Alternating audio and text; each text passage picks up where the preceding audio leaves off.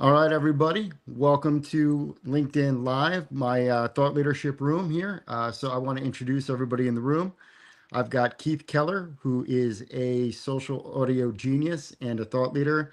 Actually, guys, I'm just going to toss it to you guys. Everybody go around the room, introduce yourselves. I am going to start. I am Chris Pinadella. I'm a hospital and healthcare account rep. I'm also a thought leader in artificial intelligence as well as healthcare. So I'm going to move it on over to Keith. I'm a social audio guy. Everyone in the world's doing video. I'm not. I'm just going to buck the trend. I'm not putting my video on. I never do, never will. I hate shaving, and I just love doing social audio shows. The fact that I don't wear a suit doesn't make me any less intelligent. The fact that I haven't had a shave today doesn't actually change my wisdom. I just can't be bothered. I've got to be honest. I just hate shaving. So I do social audio shows, in a black t-shirt and jeans. But you don't need to know that because all you can see is my face. And that's why I really want to talk about social audio and thought leadership. Sometimes you've got to buck the trend. Sometimes you've got to lead from the front. I'm making this up now, but you put me on the spot, and I don't normally talk about myself. But that's me. I'm an Aussie from Melbourne, Australia, and I do 3 shows a week on this. But I'm helping Chris out today. How's that? That was perfect. And with that, I'm going to toss it on over. Thanks, Keith, for introducing yourself to Mike LeBlanc. Mike, tell us Sure, about I'm Mike. yourself. I'm Mike LeBlanc. I'm very interested in AI, privacy, and security. I think many of the vendors are a bit over their skis in that regard.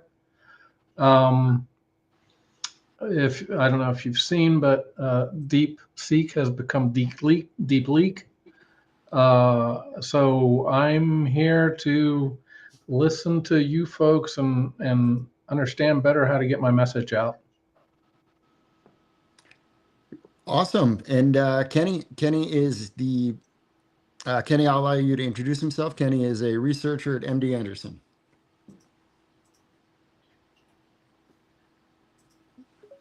Kenny, are you He's there? here for.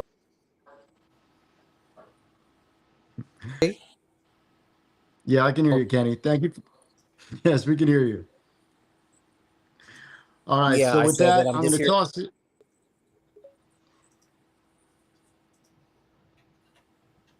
All right. Well, thank you, Kenny. I appreciate the support. All right. So Keith and I put something together. Keith actually sent it over to me. So I want to read it kind of to set the tone for what this room is going to be about. So, thought leadership is the process of sharing ideas and perspectives that shape the conversation in a particular field or industry.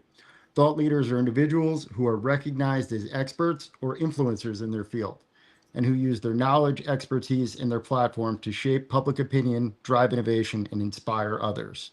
To be a thought leader, you must develop a deep understanding of your field. So, thought leaders must be well versed in the latest trends, research, and the best practices of their industry.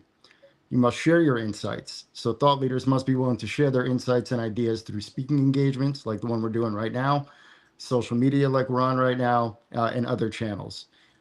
We need to be able to foster dialogue. Thought leaders must be willing to engage in dialogue with others in their field and consider diverse perspectives and opinions. Thought leaders must also lead by example. So, thought leaders must embody the values and the behaviors they advocate for and use their platform to drive positive change. So, the whole point of the event, what I'm doing here tonight, is I want to give everybody a chance to elevate themselves. Everybody here in the audience, everybody up on stage, talk about yourself, what you do, how you see thought leadership evolving in the 21st century. Mike started by asking a great question. And I'm actually going to toss it to Keith with what I think thought leadership is actually evolving in the 21st century. I think it's kind of a collective conversation, a collective dialogue that we're all having together. And we're kind of all learning in the moment through these new social medias, these new restream type based apps that we're doing in real time as we're restreaming this out to different socials. We're shaping narratives in real time because this is being broadcast simultaneously to multiple different social medias right now. So I think we're kind of navigating, we're pioneering right here in what we're doing right now. So I'll toss it to Keith and ask what he thinks about that. Yeah, I think the idea of thought leadership is a term that a lot of people might hear but not know much about. And so based on that really lovely definition that you read out, I created a poll today, and I'd be very interested to start the conversation here with what people think thought leadership is for them. I agree with you that it is a global conversation, and we will have that discussion because I'm in Melbourne, Australia. It's already tomorrow. Yell out if you want the Tetslotto numbers. We already know what's going to happen. So we're like about 12 hours in the future. So, the global story is very powerful. But I'm really interested to know what people think thought leadership is. Is it deep understanding? Is it sharing your insights? Is it fostering dialogue? Or is it leading by example? Or is it a combination of all of those things and a willingness to embrace them? And so I've done a poll about that. Yell out if you want a copy of that, or I'll send it to your DMs. Or I'm on LinkedIn doing that now. But it's a very fascinating discussion, isn't it? What is thought leadership? What do you think, Chris? What is it? What do you think? What do you think it is for you? For me, thought leadership, for the most part, is like you said, it's a combination of all of the above. Um, I would say my strength lies in leading by example. For me personally, I had a voice when I was younger, and I think like a lot of people, I lost it during the pandemic, and I've regained it, and I think coming out. Changing the way I've just been approaching situations, and just learning all this new technology, and the how easy it's become to have a real impact in thought leadership in this world when you know how to plug and play in the right places, you understand algorithms, and you actually, I think the other part that a lot of people discount about thought leadership, it takes a lot of work, right? You can't just be a thought leader by having ideas. You actually have to have put work in, and have some expertise as well. So a lot of what I see out there, a lot of people who call themselves thought leaders who haven't really done a lot of the study, the work, and the necessary. um, they haven't put in the work, but they still want to speak like they know, like they're absolute authorities. So it's interesting. I would say it's a combination of all of it. But for me, leading by example would be the one that resonates the most with Yeah, me. I mean, everyone wants to lose weight, but not everyone wants to exercise, right? I mean, everyone wants to be famous, but some of us are pretty lazy. So, thought leadership is not easy. I mean, it's if you decide that that's a thing you want, it takes hours. In fact, there's a phrase we use. I think it's 10,000 hours. There's a strict definition that if you've done what you do for 10,000 hours, you could possibly consider yourself a thought leader. You can't just pick up a book and read a book and say, you know what, I read a book. I'm a leader on this. I've never done it, but I read this book and it made sense, and I can repeat it back to you. That's not thought leadership. That's just sort of recitation, isn't it? And I know exactly what you're talking about because there's a lot of them, isn't there? Keith, I wonder how much is listening first. And also, I found in my CISO role that education was probably a very large part of my leadership. And that is, to your point, once you've gained the expertise, you need to be able to meet people at the audience at whatever level they're at, in order to get your point across and to get your program activated. That is a fantastic point. That's a fantastic point, Mike. I think Not authenticity, everyone, and I'm, I think and I'm guilty authenticity of is this also. myself. I I think think what you said there, yeah. there's a bit of a time lag here. That's one of the problems with internet. What you're saying there makes a lot of sense. Some people know what they know, but they don't necessarily know how to talk about it. They know what they know, and they think it's obvious to others. I'm guilty of this. Like I'm the number one exponent of mansplaining in the world, probably. I think that if you looked at mansplaining in the dictionary, there'd be a picture of me and my LinkedIn profile. Just go to Keith if you want a session of mansplaining, because I get it. I love what I'm doing, but I have a bit of trouble explaining it. So what's the trick there, Mike? How do you do it? How do you explain things in a simple way for people at their level? That is a skill. Well, again, it's listening to understand where they're at. I can go into the weeds, or I can keep it at a 60,000 foot view. So it's really understanding what their needs are.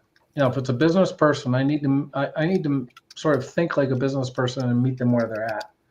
If it's mid-level management, I need to meet them at their level. And like one of the things I think you also have to have writing skills, or at least being able to think through. I will say, if you can teach something, then you really get to know it. So I think being able to present, get a presentation together and present it well is going to be, take you a long ways towards thought leadership.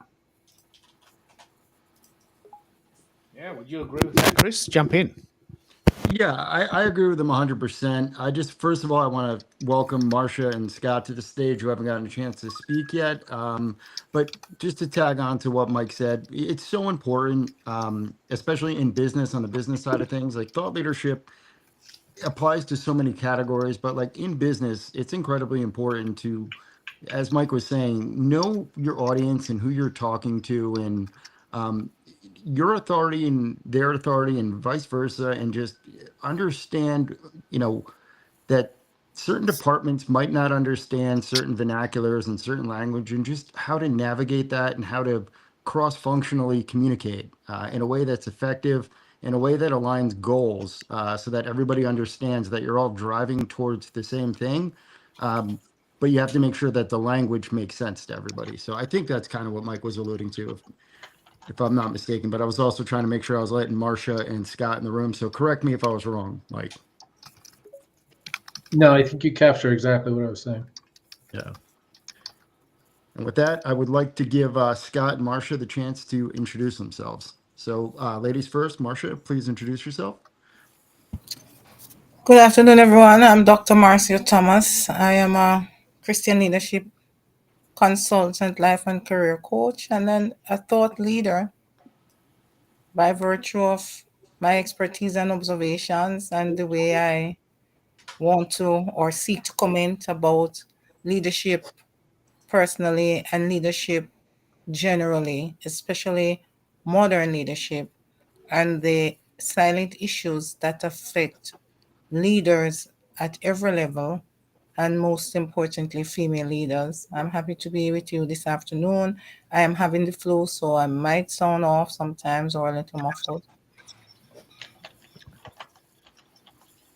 We'll also welcome Zakia, but Scott, I gave you the next spot. So, Scott, introduce yourself, and then Zakia next. You're on mute, Scott. We can't hear you. My apologies. Thank you so much to the team that showed up to speak about thought leadership. I think that's it's very awesome, and it's already been well done to explain that authenticity is important. Someone said that here in the comments. Being able to meet people exactly where they're at, it may be the most paramount, important thing to do. If you want to help someone build a bridge, you have to know how to find them first. So for me, I'm a leadership consultant and coach. I do not necessarily think that I am a thought leader. We do executive and leadership assessments with individuals and then with companies as well to, like I said, meet people where they're at, and help them to get to where they're going. The panel that's already spoke, Mike, Keith, Chris, thank you so much for a great kickoff. for me, I don't consider myself a thought leader as much because in my work, I don't think that it's about me as much as it's about my clients and what's special and important to them. We do use certified psychometric assessments to identify who they are, where they're going, why they behave the way they do, what their style looks like, and then maybe what their genius is, their top skills, talents, and the order that they think. So I have not done it 10,000 times exactly, so I don't consider myself a thought leader, but I am working on it. I've been doing this for 10 years. So thank you so much for having me. It's a pleasure to be on the stage with you guys, and it's a great topic. So I'm taking notes, and I'm very glad to be here. Thank you. Can I jump in on that and ask a question, Scott, and Chris? Do you think thought leaders can work within a company, or does the term thought leader really apply to an entrepreneur running their own game? I've always assumed a thought leader was someone that ran their own business, that had a feeling of sort of sharing their knowledge. It never occurred to me that a thought leader would work with clients. And I mean, obviously, that's how they make their income. But I was really interested in your thoughts that you don't consider yourself a thought leader because you are more concerned about the wisdom of your clients. That's a uh, fantastic insight, and possibly a little bit of humility that I really honor in you. You're probably much wiser than you give yourself credit for. What do you think, Scott? Am I putting you on the spot there? Oh yeah, thank you so much. And I did just unmute myself. That is a great question. What I would say thought leadership is to me, it's the ability to communicate a vision of shared values, right? Values or motivations to do things, but you have to be able to persuade people to come with you. And if you are a thought leader, if you're truly a thought leader, you're going to stand up and take charge. And those individuals aren't usually very great at doing what they're told and falling in line. I mean, they can be a part of a team, but they're like, even if you just look at psychometrics and even if you just look at DISC, I'm a pretty high D. And it says that, I have a tendency to stand up and take charge versus get in the back seat and go along for the ride. So I do think that most thought leaders find their own way in the world and they go do what they want to do for themselves with the people that want to go with them. And I don't want to say that they're like wild maverick horses that can't be saddled, but I would just say that great leaders usually, even if they play well with others, even if self-appointed, they're more in the leadership role than they are great at being a follower. So thank you so much, Keith. Great comments. I look forward to getting to know you better. Thank you so much. Oh, no worries. I'm already sending you some DMs with some of the. My job is I'm almost like a chronicler. Like I take all these cool screenshots just to remind you of the show we had. So I've already taken a shot of you there. I've sent that to you. So that's a good place to start. You keep going, Chris. This is a good conversation. Yeah, I think it's time to introduce another thought leader, Zakia. Welcome to the stage. Hi, everybody. Is this cameras on or off? I feel like I don't know. Should I turn it on or leave it off or just keep on talking? Well, just keep on talking. I mean, we Okay. were going to keep it just kind of the audio format because that's what we're used to, but Scott came in with his video, so feel free. If you want it on, feel free to go on. If not, keep it off. Nah, I'll keep it off. Okay, so hello, everyone. I'll introduce myself. I'm Zakia. I am the owner of Business Tech Lab. I help small businesses to leverage technology to go from being a traditional brick and mortar to actually building an online presence. And the reason I'm so effective at it is I was my first client and figured out how to sell physical products, digital products, services, and consulting. And so I'm always my first client for anything that I introduce to my clients. And so they typically get really good results. And I do want to answer Keith's question on, do you have to be an entrepreneur or can you be in a corporate space? Was that the question, Keith? Yeah, And still be it's a good considered a thought. thought leader? Yeah. What do you think? The first time I heard the term thought leader was 2015, and that was when I was live streaming walking down the street of Philadelphia. And someone just put in there, Zakia, you're a thought leader. And I had never heard it before. And of course, since we're on here and I'm not on camera, I can give you the Chat GPT definition of what a thought leader is.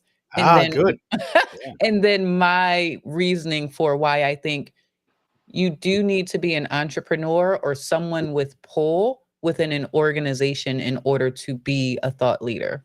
So the way they're describing it is a thought leader is an individual or organization recognized as an authority in a specific field or industry. So that could be a lot of people, but they are known for their expertise. Here's the crux: innovation and ability to provide insightful perspectives, solutions, and guidance. Now, the reason I said the innovation is a crux is typically when you are working in a corporate space, there is a lot of red tape and a lot of places that you have to go. And typically, when we're talking about innovation, Mm. there is no research to support what you're innovating on. And when you're in a corporate space, they typically want to see the data behind what it is that you want to do before they Good will implement idea. it. It's like, yeah, give me the numbers. You give me the numbers, and there you go. You get funding. But if we've all been in that position, haven't we? We go to Yeah, the boss with a good idea, and he says, "Look, he or she, look, I think there's some value here, but if you can give me some stats, if you can find a white paper on this, then man, you have the budget. If you can't, right. then get back in your box and just keep doing what you're doing and do what you're told." I know I'm exaggerating, make a point, but like it's very, very difficult to move forward if you're in a corporate structure, isn't it? It is. Or Unless, is it? but Am I here's the putting words in thing, your mouth? depending on who you are in the space, because there are some people that have that pull, but if you're the general person who has really good ideas, but for whatever reason, your boss does not see them, it's shot down, whatever that thing may be. But that's when having a corporate sponsor, those people that can pull levers and push your ideas forward if you are not that person within a corporate space. But I think it's a lot easier for entrepreneurs to do it because we can shift the tide at a moment's notice and nobody's going to tell us that we can't, except our revenue. That's right. No one's telling me what to do. That's for sure. No one's telling me what to do. I work for myself, and that's the thing. I You do think I that too, want don't you? to. I think I Jump would in. want to. Go ahead. There you go. I think I would want to interject something here. I have been on both sides for the last 20 years. I've led organizations and I have been a team player in the corporate organization. In fact, I have moved all the levels up until I became a leader of an organization. And as I wrote in my book, A Leader Like You, I have discovered that any corporation whatsoever, any institution, even if it is your home, there is a heart and a head. And we are speaking metaphorically because that is the role that they play. And I believe that the informal structure has more power than the formal structure. And that is a given that many times persons miss. And so, Chris, I believe that the thought leadership permeates all areas and all levels of an organization. And this is how I think it plays out in an organization, because it's not so much about the expertise as many people think, but it is the ability of this person to use their voice to shape conversations, to drive change, and to create a meaningful impact. And that might be that it now pulls on the innovation and the creativity of the persons in the organization. And that is why you have in organizations what I call the silent critic. This is the thought leader that is able to present disgruntlement, disillusionment, disconnect at the informal structure level and get people to change, support, or actually what do you call it now, work against the persons who they feel are not meeting their needs, or giving them an overload, causing a burnout, causing tension or distress. And so thought leadership is not so much dependent on your expertise. Of course, persons who are experts are thought leaders, and they make changes and they drive innovation and creativity. But what we miss is that the informal structure have produced more thought leaders by virtue of their experience and how they receive you, and how they find themselves naturally leaning to persons who they feel can defend them, or has the voice or the courage to stand up on their behalf and to make the necessary changes on their behalf. Let's pick up on the word courage. How important is it for thought leaders to be courageous enough to go against the tide and say, you know what, this is right? I know it's not popular, but this is the right thing to do. And I'm with you. I'm going to stand behind you. How important is courage in thought leadership? Is it imperative? Can you get by without it? Or is it a quintessential ingredient? Keith, I have a couple thoughts. I think uh, along with courage is integrity. Um, and they're close, but I think you absolutely have to be able to stand firm in whatever your chosen path or thought in this case is. Um, Otherwise, I don't know how successful you would be at leading. Now, I do think that you don't necessarily have to be an entrepreneur, but I think you have to have sort of an entrepreneurial spirit. In other words, you have to be out in front, whatever that means. From a thought perspective, whether it's expertise, whether I feel like a lot of times I'm connecting dots.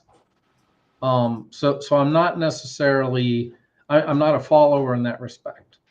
I'm like with AI, I'm trying to sort out, okay, what does it buy us? What are what are the pros? What are the cons?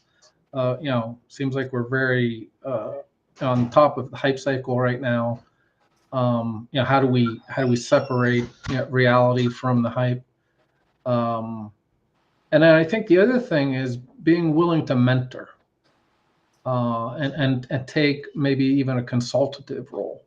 To me, I think you can't just be pounding the drum, with your truth. I think it's important, but I think somehow you have to develop this concept of being consulting. And I have to say, I felt the most thought leader when I was in a consultative role, but I had consultative roles inside of companies as well. Awesome. Great answer. Great answer. I agree with Mike, and I think consensus. As you look at consensus through the eyes of courage, I believe in the integrity, knowing yourself and what you stand for, and actually why you're doing what you're doing, gives you that type of courage, because you lead by example, one, and you are very purposeful, intentional, and adaptable. And so you actively listen to others, and you make sure that you include them in your decision making, and you make them see step by step what they are contributing and how it takes or adds to the policies or the structure that you're trying, or the project that you're trying to complete. And that becomes very important if you talk about courage, because it means that you have to pull people along. And there are times when thought leaders, because they are courageous and it's not about an ego for them, but a meaningful change and getting persons consensus, and also getting persons to buy into the vision, that they sometimes stand alongside people or even stay behind and test people to see what they can produce. And that in itself is also courageous, especially if you see yourself as the final accountable officer, or feel that all the repercussions will come on you. Personal accountability is extremely important, and the well-being of your team, and having persons work at their own pace and actually based on their competence and what they can give, and having them collaborate takes a lot of courage for you to drive the outcome, the intended outcome. Keith, can I add something and let me know if I'm off base? Because I really like that term courage. And I'm hearing the term integrity and conviction around what it is that people want to share. But I'm going to dig back into that innovation piece because I have two very clear examples of being a thought leader and requiring that courage to stand in that conviction. One of them was live streaming back in 2015. It initially started with people asking, "What are you doing?" Then they were saying, "Why are you doing it?" And those same people now turn around and pay me to show them how to do it. Exactly. The Now other that is thought leadership 101. Yep. And the other piece of that is one thing that I've seen time and time again with several thought leaders is they have to have the courage to be pioneers because pioneers are often persecuted, right? Like, and let's take AI as an example. 2 years ago, you had people on their high horse on, oh my gosh, AI could never do what I do. And now those same people are trying to catch up to those that had started doing it over 2 years ago, or it's been around much longer. But there was that initial cry and fear of no, we can't do it because it wasn't widely accepted. I think in order for someone to be a thought leader, they need to lead, not wait for the crowd to agree that it's okay and it's the cool thing and it's the next new thing. Even if everybody tells you it's wrong, if you have that conviction and the courage for what it is that you're doing, you are a thought leader, regardless of if one person agrees or a million people agree. And I'll Because step the off word my leader soapbox. is in there, isn't it? The Yep. word leader is in the phrase thought leader. You can't lead from the back, you know. And I'll give you a really good example. I'll double whammy this. In 2008, I was doing a podcast on a site called Blog Talk Radio, and I said, "Oh, I've got a podcast." Now, most people in 2008 were saying, "Mate, what are you doing that for? Why have you got a podcast on the computer? Why don't you just go into the city? Just go into the city and speak in a room with real people. Come on, you're hiding out now." 2008. Now everyone's going, "Mate, I want to start a podcast. You know how to do it?" Well, it's 2025. You're a bit late, maybe, you know. But yeah, I can help you. I've been doing it for a while. I can help you. But come on, I did this 20 years ago. Yeah, but I wasn't with you then. So thought leaders have to have the courage to almost buck the trend and say, you know what, I think there's value here. They have to have an insight. You know, I think there's value here. I'm going to try this. I reckon this is going to work. And I don't know where that insight comes from. Maybe it's just blind ignorance. I don't know. But sometimes you've got to lead. When you were doing live streaming in 2015, you must have been pretty much going it alone because it was pretty new then, wasn't it? It was. And in my industry in particular, I was bucking the trend. You didn't show behind the scenes of how you made the product. It was always that finished, final, amazing product that you shared on Instagram. Now, when you look, everybody is showing behind the scenes. But back then, we did not do that. It was the wizard behind the curtain. And it only came out when you were doing those Instagram posts where it would be that perfect finished picture behind the best background ever. Now people want to mess up because they know that endears their community to them, and they're going to post that more so than the finished product.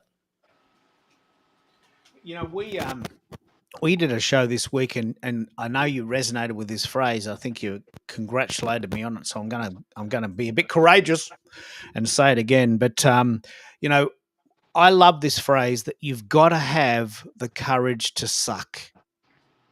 You know, not everyone can do this. Like, not everyone can do. You know what? I'm going to tell you that. You know, sometimes when I'm making my soap, it doesn't work out. I get the mix wrong. It comes out a funny color. Now, imagine a hairdresser saying, "You know what? 6 out of 10 times I get the color wrong." I mean, it's not very cool, is it? But those 4 times that I get those bloody great haircuts, look at these pictures of these gorgeous women with these fantastic hair things. Right? But what about the 6 other things where I've sort of mucked up a bit and had to redo it? So sometimes you've got to have the courage to suck while you're learning, and not everyone can do it. What do you think about that as a definition of courage? Just we can't know everything straight away. Yeah, what do you think?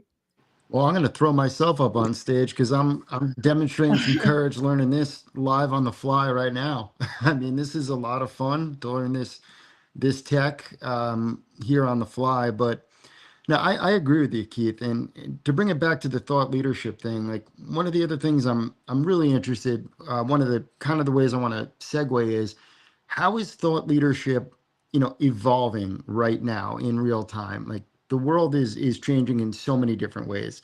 It is changing, Mike had brought up AI. Like AI is revolutionizing the world. It's not just, and then it's just not AI, but we're also going into quantum. And then we've got unchecked things going on all around the world with different geopolitical power grabs and different trade things going on. So like what does thought leadership look like right now? Because my honest opinion is are you guys seeing enough thought leadership being displayed around the world right now? And what do you do if you don't?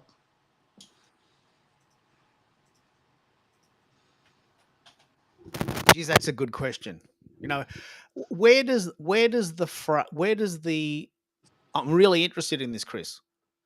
Where does the desire to stand up and make a difference come from? And why do so many people do it? And why do so many people let it be done? I'm sort of in the middle. I'm pretty lazy, so I'm happy to get things done. I'm very happy to take the spoils, but I'm really interested in where this thought leadership comes from. What is it in humanity and in the human spirit that says, you know what, that's not right. I'm going to fix that. Where does that come from, Chris? Because that's sort of where you're alluding to. I don't have that. Like I'm just being honest. I don't have that gene. I don't have that bit in my body. I don't have that part. I don't. It's not about courage. It's just not. I just don't wake up thinking, you know what, I'm going to change the world. I don't have that part. That's not my character. And I'm wondering, where does it come from? Are you born with it? Are you hanging out with people that have it? Is it instilled in your private school education? Where does it come from, Chris? I have two answers for that. Yeah, I'll let Mike go first and then I'll follow up. Well, it came to me last year why I was so invested in cybersecurity. And deep down, to your point, Keith, I want to protect people, their privacy, their data, them being scammed. I actually do presentations on scams for seniors. So somewhere deep inside, I have this need to protect. And then I think the other thing is, as far as doing something, there's something again deep inside, very attached to my personal integrity, that says I need to do something about this. I see a problem. Like I have an article on security for crypto. I've actually reached out to the FBI and the Secret Service. I think it's going to take more regulation, unfortunately. Although I think there's profit to be made for vendors that can think about how to do that for crypto as well. But those are my two ideas relative to why I do it. Yeah, I just love this question because it always challenges me because I don't have that gene, and I'm not embarrassed about that. I'm not self-deprecating myself to say that I should be better. I just don't have that part. That part of me is not active in my personality. It's absent. And that means that I have a different view of the world. But I'm fascinating because where does it come from?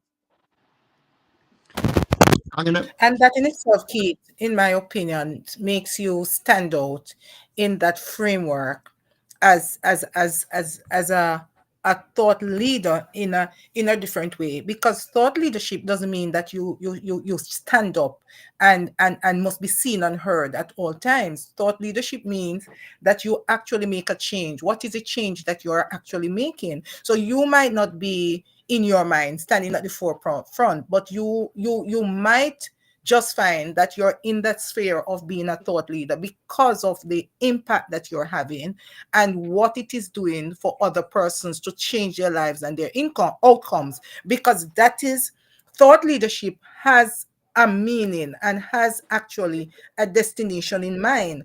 True thought leaders who find themselves, whether because they go in a group of persons who are powerful in how they understand their why and how they want to deliver their why and how they feel they are commissioned by life, by destiny, by purpose, by framework in their family to deliver themselves and to make the change in the world. Or by default, something might have just happened to you that make you realize that you need to help someone to make that change, and so you become a crusader because of what has happened to I get you.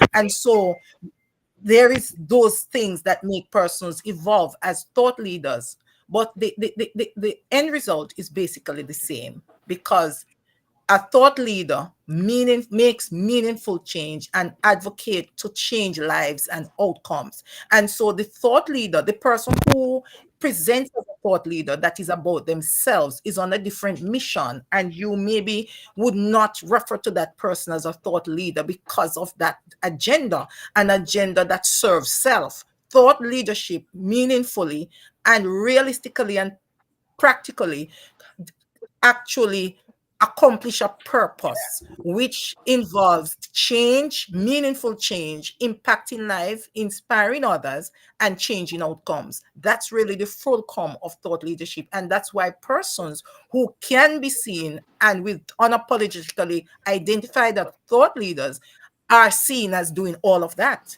So can I ask a question? Because I hear you, but I'm wondering if you're not sharing it, and I'm not saying you have to wave a flag saying, hey, I'm a thought leader. But if you don't share that with anyone, who are you leading with that thought? You share it. You share it, but you're not standing on a podium per se and using a microphone to tell people what you're doing. You are actually touching people, making meaningful connections, observing, having your unique perspective, being very innovative and creative when things need to be done to make changes that impact lives and make a change collectively. You are sharing it, but you are not announcing it, and that's a difference. You're When you are a sharing it, thought but not leader, announcing it. you The share, you silent don't achiever. announce. This is the It's great very much Aussie so. icon, the silent achiever. I would agree to We disagree. yeah. I don't think that's true. I don't think that you can lead people without sharing it. The method that you share it can Does be different, but does it's the word thought leader have to be people? I would think so. Well, Do we according to have to all of the lead people? definitions I'm seeing, it is people or organization. Yeah. Do you So have it to can be lead an people? Very much so. I don't You have lead to people. change lives. I You don't. have to I'm not a impact leader. lives. I'm You have not a to change boss. I've never outcomes. been in command. Does that mean I'm not a thought leader? I've never been. Not I've at never all. been And the that's why I captain of the say cricket team. I've never been the boss at work. I've never had any positions of authority. Does that mean that my opinion doesn't matter and I'm not a thought leader? and that is why I center it, and I'm agreeing with you, Keith, because that those questions are powerful questions, and that is why I center it by saying that it's your voice. It's using your voice or your talent, your gifts to shape conversations. And conversations don't mean that you sit across a coffee table for me. Conversations mean that persons are able to interact with you and you are able to provide solutions based on the needs that come up and drive change and create meaningful impact. It's using your voice, your talents, your gifts to shape conversations. And conversations, let me repeat, I repeat that, does not mean that I sit again across the table. There are persons who are thought leaders that are introverts in organizations. They are not about so much and announcing themselves and walking through, and everybody knows that you are the person and you are this. But persons say, we are so happy that John came into the organization, because it is John why I could get an increase in salary. It is John why we now could get a boardroom to share our thoughts. It's John why we are now feeling included, valued, and appreciated, and so on. And John did not stand and announce that I'm going to be changing that, I'm going to be doing that, and so on. John got about doing what he's doing and made the meaningful conversations, had the impact, shape outcomes, and through collaboration with people. If you're going to serve people as a thought leader, you must know what their needs are. You must know what their needs are. To know what their needs are, you have to actively listen to what is said and what is not said. And you have to differentiate, and you have to take strategic actions to get those outcomes. And so that is why I'm saying, and I'm not changing that, because your influence and your impact as a thought leader is far reaching. It is not just limited to an open door policy or a closed way where I say and I dictate and you follow. That's not thought leadership at all. But isn't that just the definition of leadership? How is that distinguished from thought leadership? Everything you just described is the traits of a leader, right? So how is Yes, that different I when agree with you. What the difference is that the thought leader is focused on using his or her voice to shape conversations that are intrusive and that look out for the well-being and meaningful change.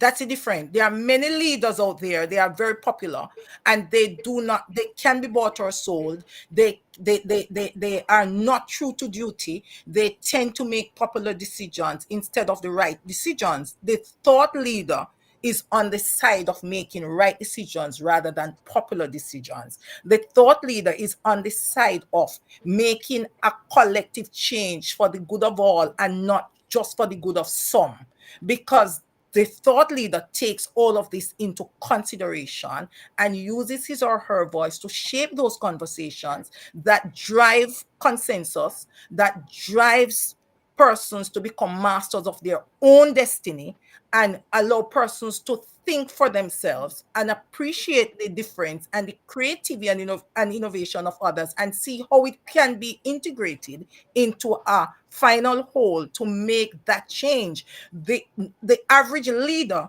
does not do that. The thought leader does not focus on the role, focus on the purpose.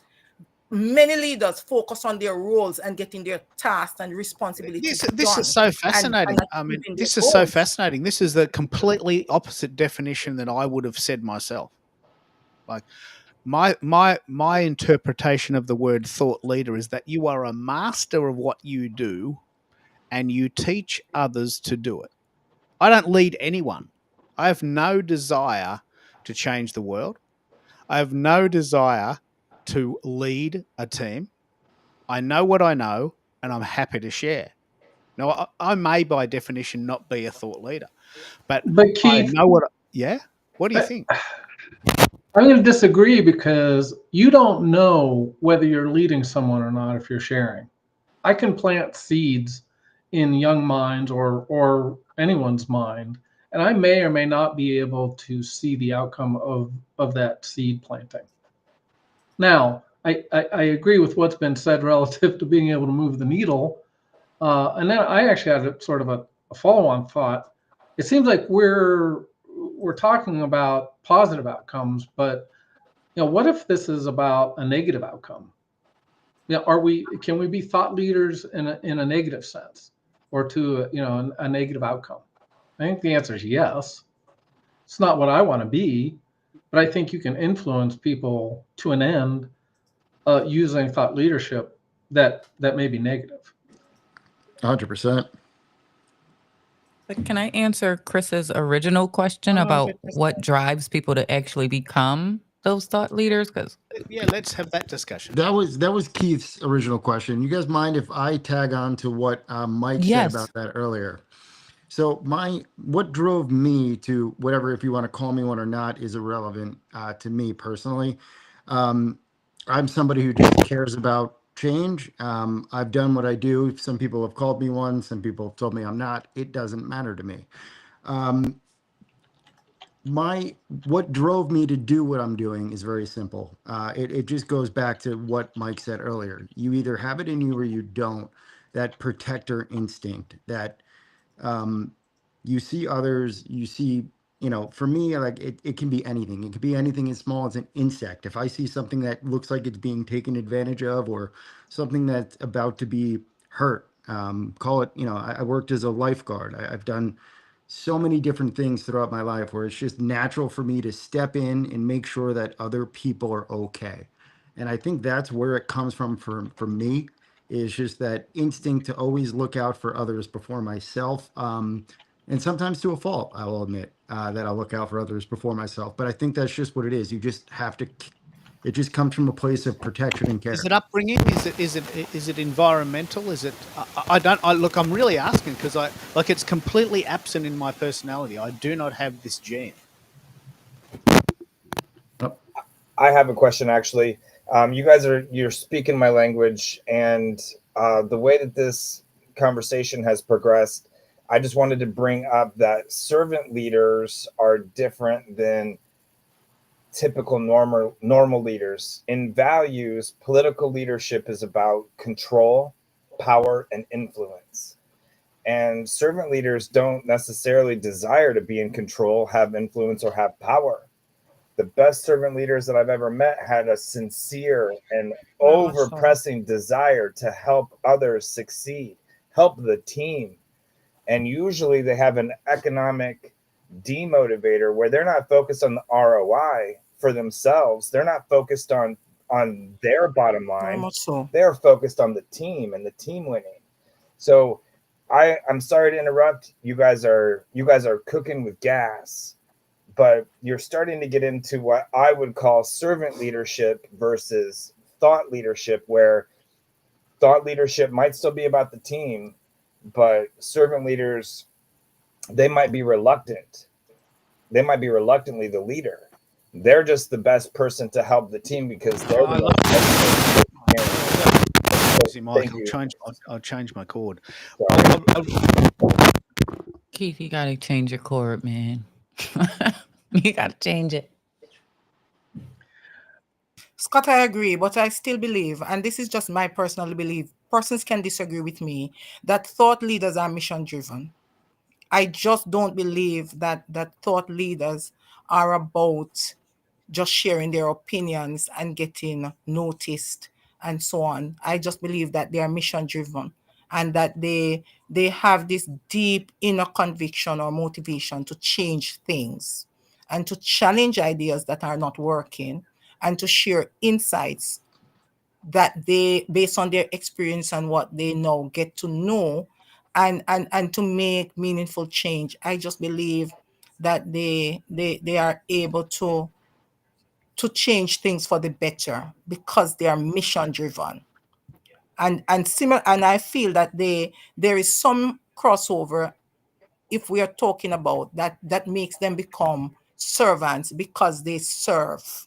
The purpose that they serve creates transformation, creates a change in outcome. And so I feel that somewhere along the line, they have a thread of servant leadership because they are mission driven. And that's just my opinion of thought leadership, because I don't see it as someone just sharing or voicing their opinion for that sake. I see them as mission driven persons with an intent to change. And that's why I feel that it happens by default for some persons, and some persons are forced into becoming leaders because persons begin to trust them in the informal structure and call for them to solve the problem because they vocalize the ideas, they shape the change, and they make sure that what is being done is realistic and practical and beneficial to those they come in contact with, or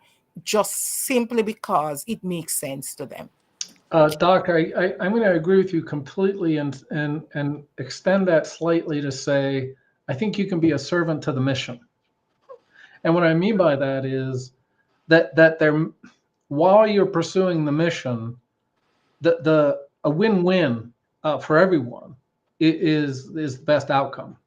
Typically, it doesn't always happen, but I think the servant leadership and having all boats float and pursue the mission is, and listening to what whoever the audience is that you need to influence, because influence to me starts by listening, and there's a servant leadership part of that is, to me, is part of being the thought leader. Chris, can I answer the question now about what drives people? Yeah, of to course. it? Because I'm in Chat GPT while we're talking. So and I'm going to also weave some of my story in there. I am somebody who does want recognition. I am a Leo through and through. And some things that drove me was people stealing my ideas and not giving me credit. So that may be a negative part of it. But what ChatGPT is saying is some of the key things that drive people are, number one, to Dr. Marcia's point, a desire to make an impact, passion for sharing their knowledge, personal or brand credibility, community engagement, and then legacy and recognition. So typically, if you boil down the why behind why anybody is doing something, a lot of people say, oh, I don't need the recognition.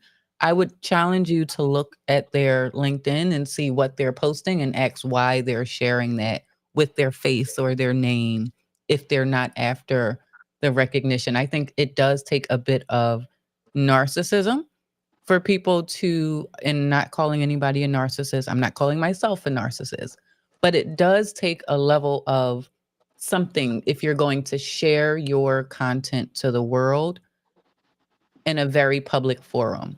So what I would say is there's probably a mix of that. When you look at each thought leader that you may come in contact with, they wanted to make an impact. The impact I wanted to make, my community had no access to the technology tools that was opened up to the world. And I saw it as a way for them to be able to grow without having a middleman tell them that they could or could not start a business.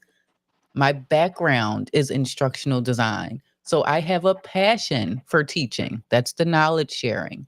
And then outside of the corporate space, I was attempting to build a personal brand of I am the person that you come to if you are trying to grow a business. And the legacy is I have two daughters that are looking back at me and they got a chance to watch their mom build something from nothing. And I get recognized in my industry as well as healthcare and human resources because I had the courage to lead with my thoughts and, more importantly, my action, in bringing a community around me that it wasn't just me. These 1,500 businesses are now there because Zakia decided, yes, I'm going to do this thing. And I'll step off my soapbox again. And I'll speak to that. You see, my opinion on that is that significant leadership significance is what follows thought leaders.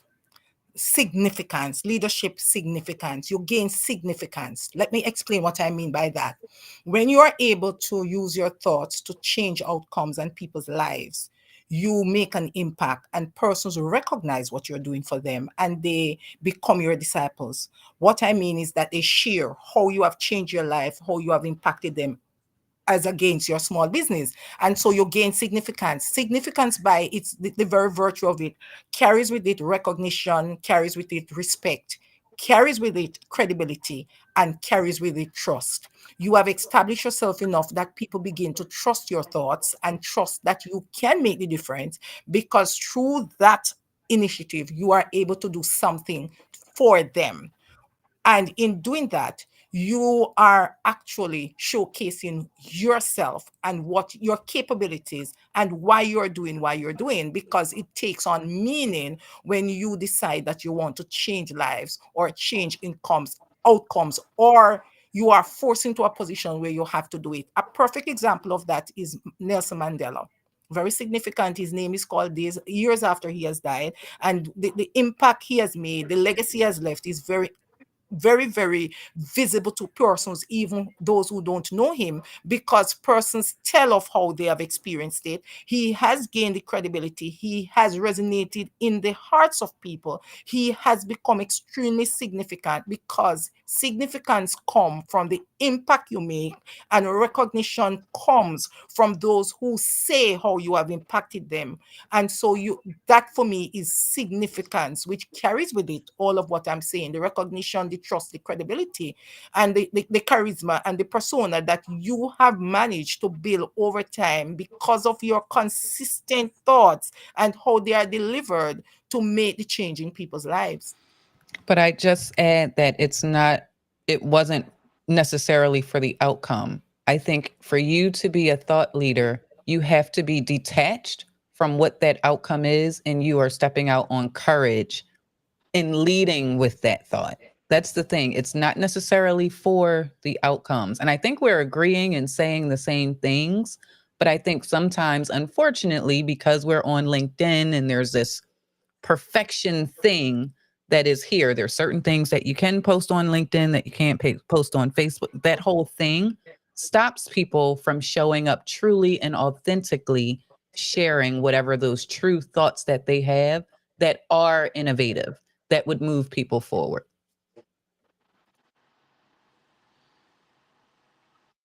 But the thought leader is not afraid, and that's the point. The thought leader for me is not afraid. The thought leader finds that they end up with a mission, and the mission is what really drives them. And so even if the outcome that you get was not something that you thought through very well, the real reason why you share your thoughts is because they were your unique thoughts, and they were intended based to describe or to share what you now know or have observed or have experienced and how it impacted you. And so even by virtue of that, you now become a thought leader, because persons say, I see what she's saying, that resonates with me.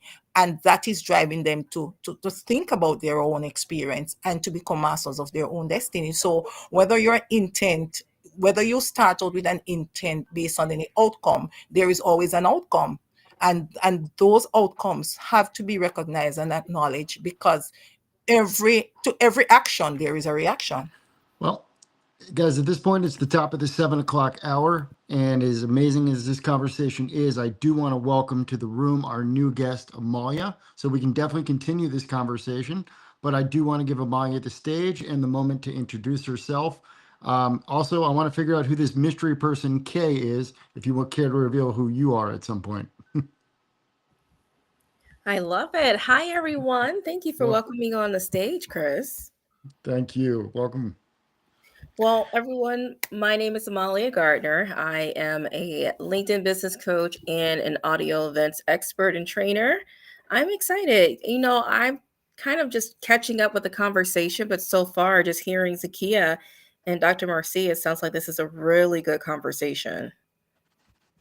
It's an excellent conversation. We have varying different degrees of thought leadership from different perspectives, and we are essentially just talking about the importance of it, what makes one, and what it means in the new era. And that's with all the changes from a tech standpoint and a culture standpoint, all the things that are changing around the world.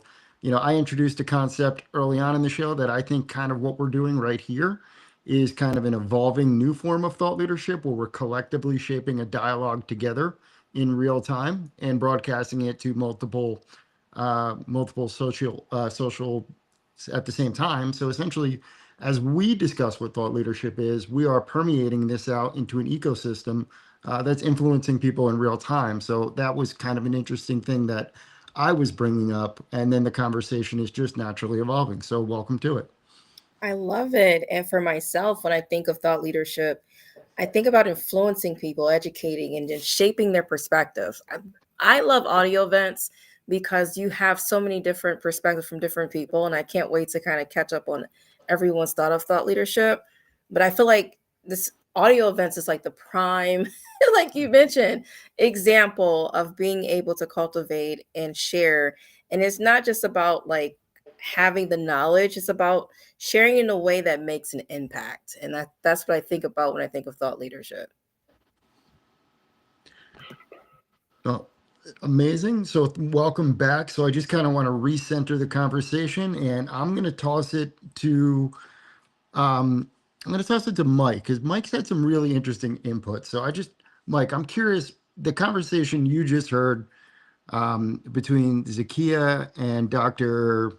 I'm sorry, I'm spacing on your name. I can't read; it's very tiny. But good doctor and Zakia, what was your thoughts on that conversation? I'm still trying to figure out. I mean, we're batting around this concept of thought leadership and what the outcome is, and so there's part of me that says you can lead from the rear. Now, so are you moving the needle? Yes. Are you necessarily getting prophylicity for that? Maybe not. And to me, to be frank with you, I'm almost prophylicity allergic. I believe that we all want to be seen, heard, and valued, as humans. And I don't consider that narcissistic. I think in order to be valuable members of society, we have to love ourselves. Meaning that we have that, at the root, there has to be this concept of self and of value. And I think we all seek that value in our relationships. I think that's best expressed if we can move the needle in a mission, whatever that mission is.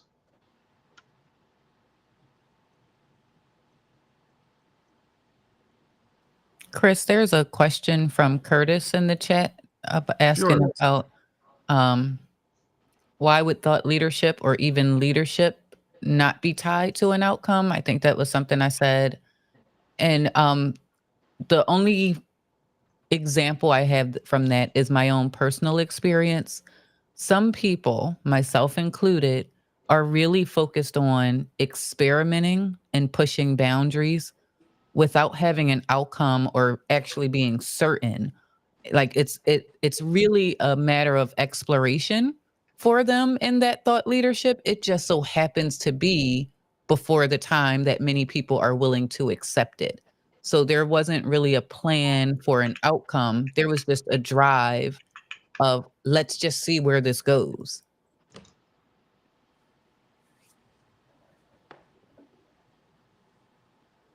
So I'm one, and I love this because I want to kind of pick your brain a little bit too, Zakia. So I feel like there can also be an outcome when it comes to just testing out things and exploring, because you're testing out something for a reason. And even though you may not have a wide expectation for an outcome, you're kind of doing this because you want to be testing out something in a particular industry. So for example, if you are wanting to explore AI, well, the outcome is to give knowledge and increase people's, knowledge and certain values within that space. So I think it's how you look at it and what you label as an outcome, if that makes sense. Yep, I agree.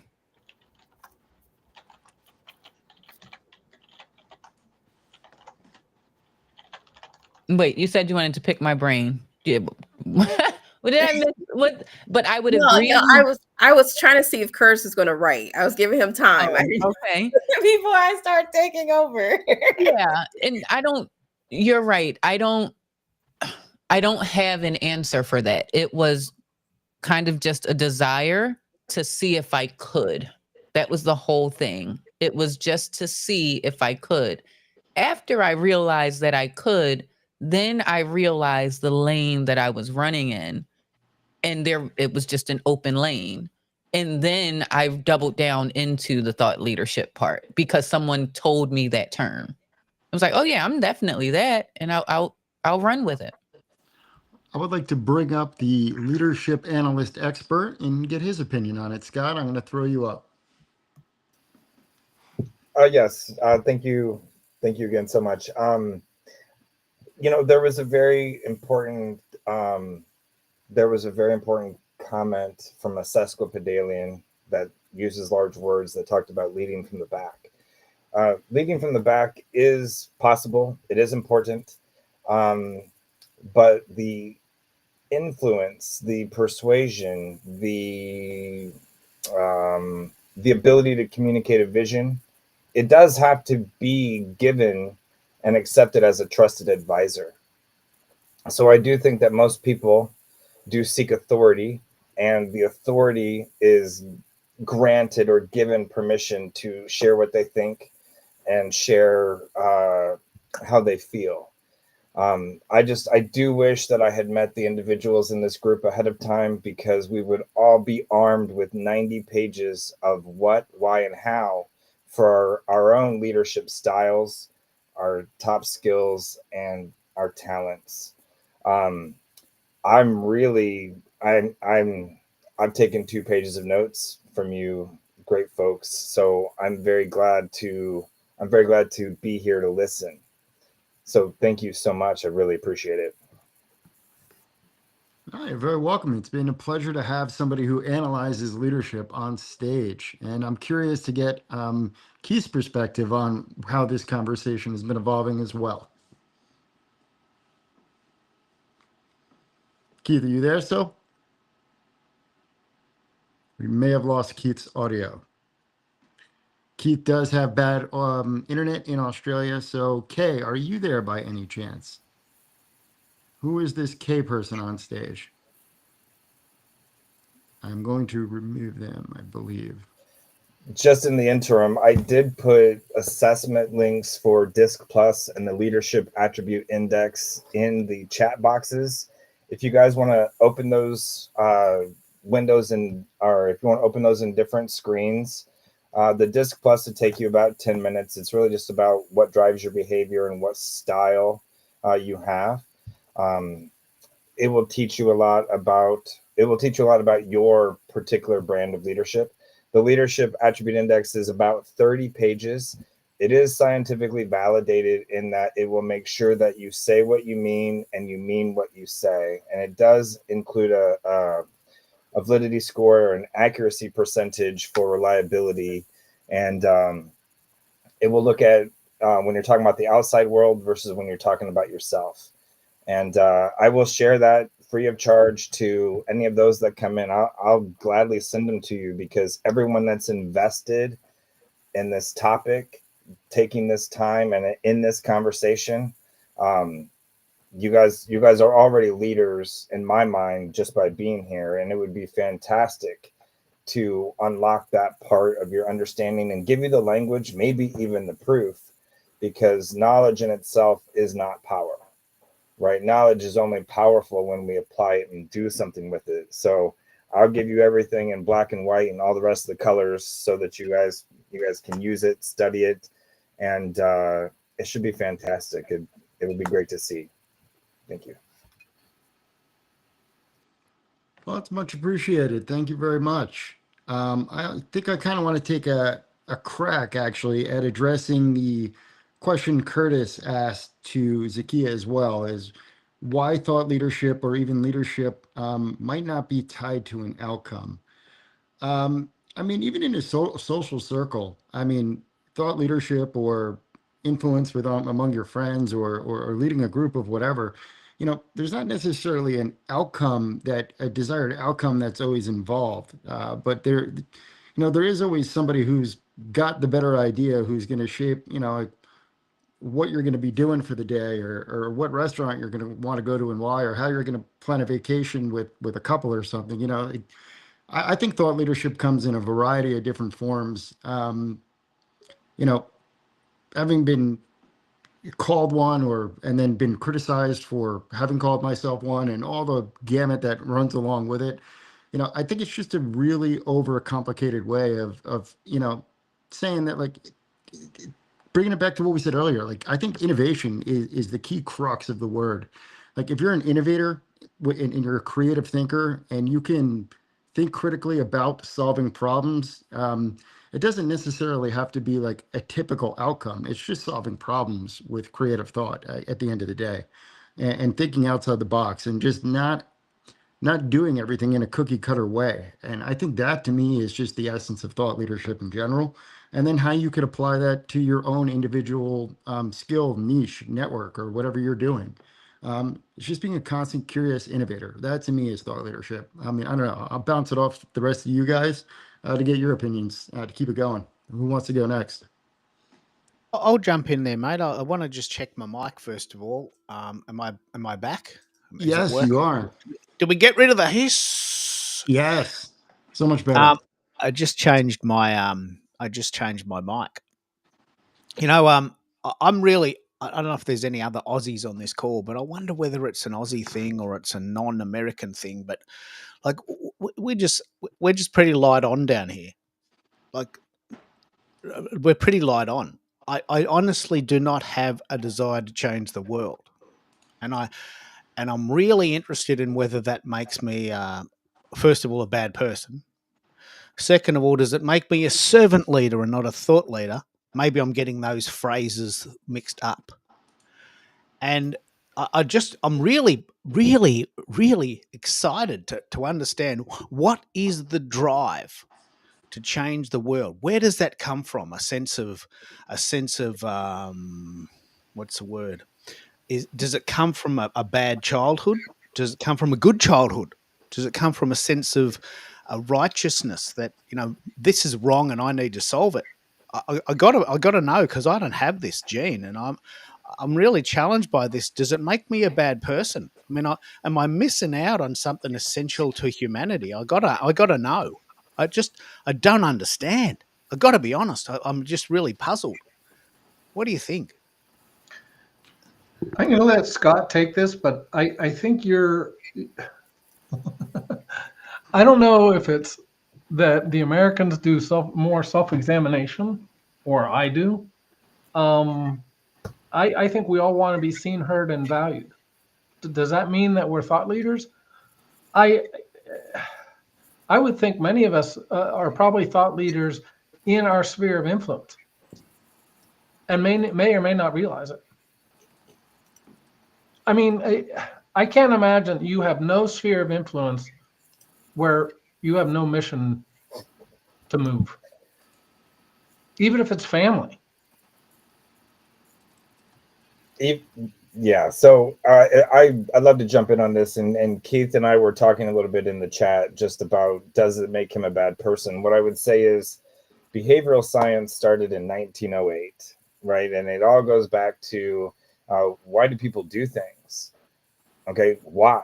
And I mean, that's more than 100 years ago that they were studying this. And, you know, the whole equivocation of making the world a better place, I would really tie that to the aesthetic drive. The aesthetic drive is all about form.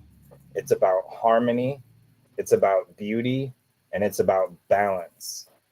Now, maybe if my lights were on, you might be able to see there's art in my office behind me, because I do have a high aesthetic drive. I do want to make the world a more beautiful place. But for someone that doesn't have the same values, they have a more bottom line approach, a more utilitarian, maybe a practical side of getting things done and having an ROI. There are motivators that can be average, they can be high or very high. And I think what Keith is talking about is a demotivator.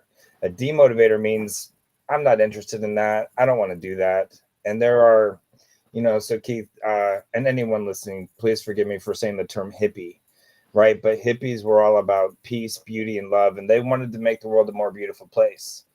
And then maybe their counterculture contemporaries were straight-laced, wearing suits and ties, and they wanted to make money. They wanted to have control, power, influence. They wanted to have an economic ROI. And what I would say to Keith is, no one is a bad person exactly, unless maybe we talked a little bit about narcissism in here. And narcissism actually does damage the people around you. I've measured it and I've seen it. I can prove it. But to be uniquely and truly yourself means to accept that there's agency, where there's going to be some things where you're in and some things where you're out. And just because you might not like beauty, balance, harmony, maybe even work-life balance, it doesn't make you bad. It makes you yourself. And that's what leadership is about, is being authentic and being yourself. So you're not a bad person if you don't desire those things, because the world's going to take care of itself with or without any of us. Some people, and you wanted to know, where does it come from? Your values were taught to you by your parents. Okay, your parents taught you what was important when they smacked your hand or when they rewarded you when you were young. So you're not really in charge of shaping your values. They were more given to you, and you interpreted how you're going to take that ball and run down the field. But it doesn't make you bad for valuing different things. What I would say is people are as different as their fingerprints. And in my line of work, that's why we measure them, so that we can tailor and tune all the advice, all the answers, all the strategy to build the bridge for them, not drag them across it kicking and screaming. So, Keith, you're not a bad guy. I already know that you're not. So please don't. I love that we're having this discussion. I mean, as a slight aside, but to demonstrate a point, we all think differently. And I did this as a poll recently, and I said, just to banalify it, if that's the right word, what's the best night to have pizza? Right. And I did this on purpose because I wanted to prove a point. And the most people said, mate, any night at all. I'm happy to have pizza for lunch, dinner, or breakfast. Give me pizza, I'll have it any day. 50% of people said that. But you know that I was surprised by this. 10% of people said, mate, I don't eat pizza. Right? And all of my friends are going, man, imagine a life without pizza. Right? And so the reason I asked the question of where does this drive, because I've got to be honest, it stresses me out, this drive to change the world. Look, just slow down. I've got enough money in the bank. I've got food in my belly. I've mowed the lawn today. I've washed the car. And now I'm watching TV. That's enough for me. I'm happy. I'm content. Happiness is the highest ideal. I don't need to be out there marching. Just not my thing. But and don't hassle me about it. And so I did this really cool poll to say, well, okay, let's take something really simple, pizza. Surely everyone in the world eats pizza. Let's just have a fun and say, what day do you eat pizza? 10% of the world doesn't eat pizza. And I think what you're saying, Scott, is that we're all different. The people that don't eat pizzas are not bad people. They just don't like pizza. And I don't like marching and ranting and carrying on. And I find it stressful. I actually find it quite stressful. I just want to be the best person I can be in my lane. Maybe I'm not a thought leader by definition because I don't have the drive. And maybe you're right, Scott. My parents taught me that. But I've got to be honest, in my mid-50s, I'm pretty happy with who I am. I'm not embarrassed. I'm not depressed that I'm not better. I should be better. And I think you're right, Scott. We are all who we are. And it's changed the energy a bit, but I think I felt compelled to slow it down. I could also do that by just simply leaving. But I thought it was getting a bit a bit ranty, bit rah-rah, as we call it down here, bit rah-rah, I probably was a hippie in a previous life because I'm a Buddhist. I believe in reincarnation. So I was probably a hippie in a previous life, or a hippie type person. Maybe I was Gertrude Stein, or, maybe I was one of those. So it's a very interesting conversation, and thanks for vindicating me for being just an average Joe, just a guy from Melbourne.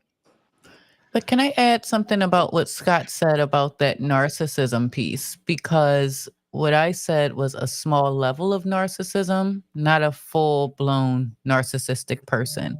And that means you have to have at least a heightened sense of self-belief in what you're able to do when you're presenting that thought leadership. That requires confidence, wanting to be visible, and actually a belief that what you are offering is unique. So all of those, if you do anything too high, would take you to a narcissistic person. But in order to have that courage, to have that conviction for what it is that you're doing, I do believe that you need some sense, a small level of narcissism. And the the key distinction lies in your ability to balance that, right? And not going too far, because then you become self-centered. Then you're the negative aspect of it. So that's all I wanted to add about that note I said about narcissism. Absolutely, I agree completely. What I would say, I feel I would put that more on extroversion and introversion, where some people don't want to be seen, and some people do like to have the all eyes on them, for sure. Um, and any behavior or value that goes to an extreme is imbalanced, right? When we measure behavior, we like to see things right in the middle, because that means you don't fall one way or the other. You're right there and you can fit in with anyone. I'm afraid that um, narcissism, uh, everyone's bumped into a narcissist, and the self importance, it goes beyond responsibility. It gets more into arrogance and to be untouchable. And you can't talk right and wrong with some people, especially if they don't care. And that's what happens with a narcissist.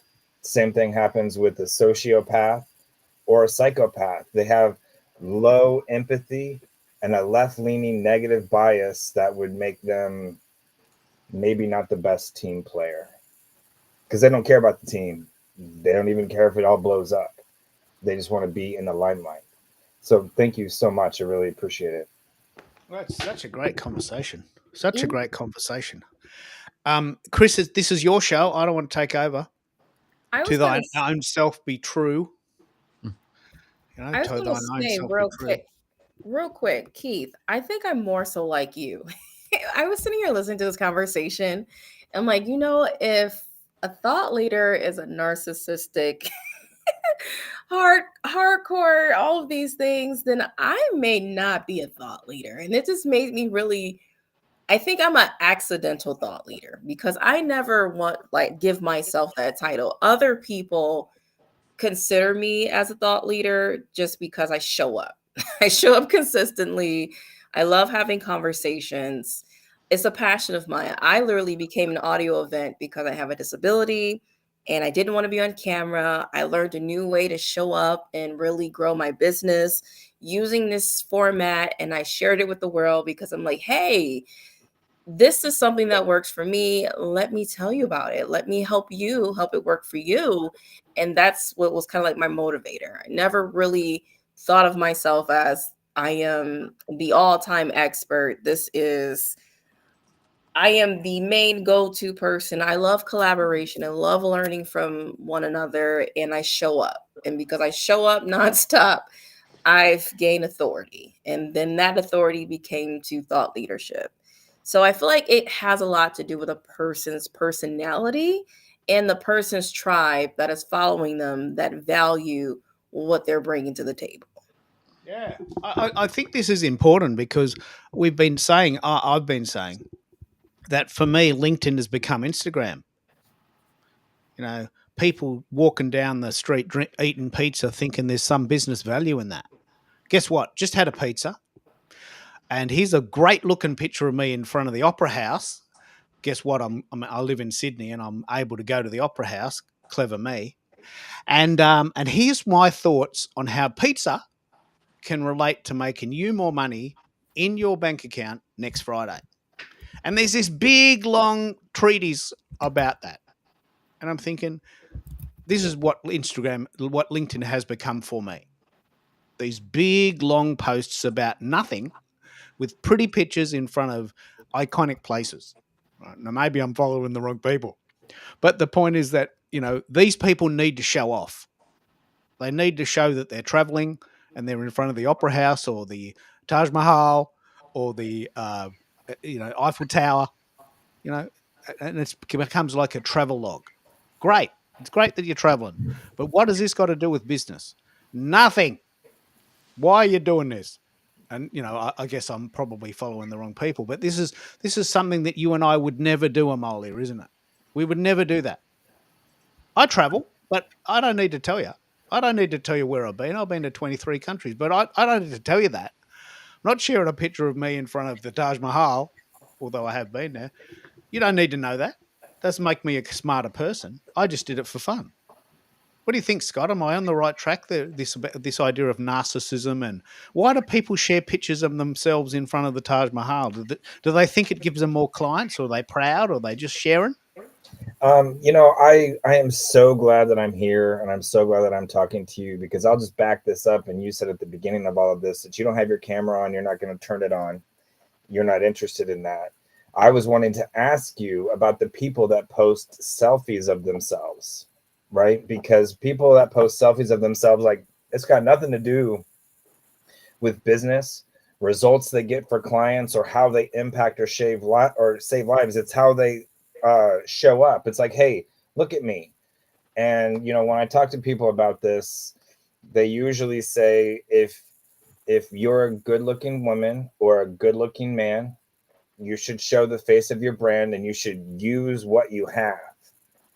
And I am not that self-important. I don't want to show my face and look at me, I'm doing this. I think that's the antithesis of leadership. If you have to take pictures of yourself doing all of this stuff, that's not really what a leader would do, because it's a picture. It's not an example. It's not a result. It's a demonstration of self-importance. So I'm hesitant about that, because I am not that self-important. Okay. I am not self-centered. My work is about my clients, and it's about finding the best ways, the best practices. And it's all different. What I say is all different depending on who I'm talking to and what their metrics point me to. I love this discussion, because I just love this discussion because yesterday, as an example, on Blue Sky, this really attractive English girl comes on and says, "Oh, mate, I'm Forex trading. Went to Spain last week. Guess what? I just drove in a Ferrari today, and I can teach you how to buy a Ferrari." And I'm proof of that, because I did it today. Like, I'm living the life. I'm living the dream, and I can teach you how to do it. And you look at a Blue Sky account, and it's pictures of her driving a Ferrari, going to Spain, jumping out of a balloon, right? And I'm thinking, well, look, if you want to do that, good on you. I've got a life too, but I don't have to tell you. And I thought, this is real. It's really fascinating to me that social media has become this for some people. If you're jumping out of a plane because that's what gives you a thrill, I don't need to know that. Good on you for being happy. I like BritBox.com. I'm currently watching Father Brown, but I don't need to tell you that. I'm just doing that in my life because I enjoy it. I don't need to tell you what I'm enjoying. It doesn't make me any more or less successful. It doesn't make me any wiser. And this is exactly what you're talking about, isn't it, Scott? You know what you know. And you don't have to tell people in a fancy mankini jumping out of a plane at 7,000 feet in front of the Taj Mahal, do you? You don't need to. That doesn't make you any wiser. Yeah? It doesn't drive results. It might drive attention, and some people want attention. And I apologize. I'm a little adverse to talking about the subject of narcissism, because for me, that is maladaptive behavior. So my sincerest apologies about having a negative opinion about narcissism. It's low empathy, it's negative bias, and typically narcissists hurt everyone around them, and sometimes they laugh. So I agree with you, Scott. And I wanted to raise a point about the difference of being self-assured and self-absorbed. And I see where Zakia made the point, so I don't need to make that point at all.